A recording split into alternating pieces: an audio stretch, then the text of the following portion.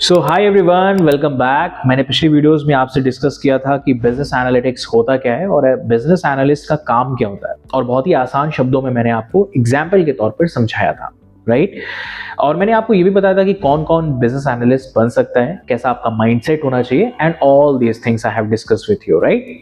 सो आज की वीडियो में मैं अब बताने वाला हूं कि फ्यूचर स्कोप क्या है इसका, मतलब फ्यूचर स्कोप के साथ साथ क्या क्या आप जॉब पोजीशन होल्ड कर सकते हो, एंड साथ ही साथ इनकी सैलरीज क्या होती हैं डिफरेंट कंट्रीज में और डिफरेंट सिटीज में, राइट। So let's start. तो मैं आपको बता दूं कि बिजनेस एनालिटिक्स का जो फ्यूचर है वो काफी स्ट्रांग है, ठीक है। इसका रीजन ये है कि एज अ बिजनेस एनालिस्ट जब आप रोल प्ले करते हो, ये काफी डायनेमिक और क्रिएटिव माना गया है। इसके साथ साथ आपके अंदर एक डिसीजन मेकिंग पावर भी आती है, जो कि बहुत इंपॉर्टेंट स्किल मानी जाती है। इन माई प्रीवियस वीडियोज मैंने बताया था कि बीइंग अ बिजनेस एनालिस्ट आपका काम क्या होता है, डेटा को आइडेंटिफाई करना, उसके बाद प्रॉब्लम को आइडेंटिफाई करना, उसके साथ साथ आपको सोल्यूशन लेकर आना और उस सोल्यूशन को प्रॉपर तरीके से अपने स्टेक होल्डर्स के सामने प्रेजेंट करना, जहां पर हम किस सेक्टर में या किस डिपार्टमेंट में काम करके अपने बिजनेस में ग्रोथ ला सकते हैं। Okay, right. अच्छा, ये भी मैं बता दूं कि एज अ बिजनेस एनालिस्ट आप हर एक इंडस्ट्री के लिए इंपॉर्टेंट हो, चाहे वो सर्विस इंडस्ट्री हो, मार्केटिंग हो, बैंकिंग सेक्टर हो, सप्लाई चेन हो, हेल्थ इंडस्ट्री हो, whatever it is, being a business analyst, you are the most important person for the industry, right?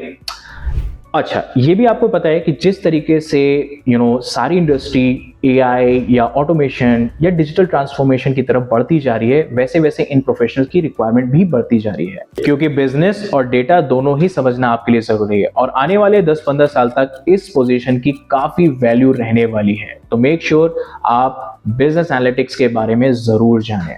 अब आपने ये तो समझ लिया कि इसका फ्यूचर तो काफी है, लेकिन अब आपका ये भी समझना बहुत इंपॉर्टेंट है कि इसके करियर आउटकम्स क्या है।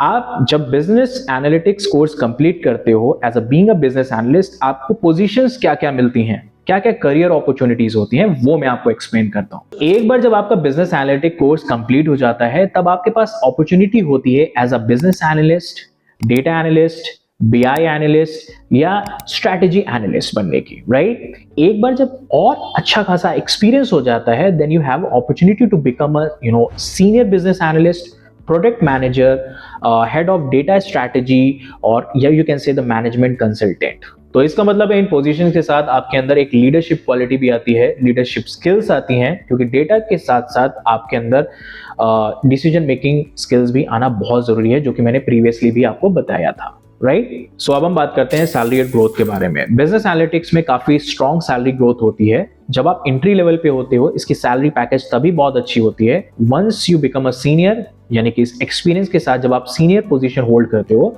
तब सैलरी और भी अच्छी हो जाती है।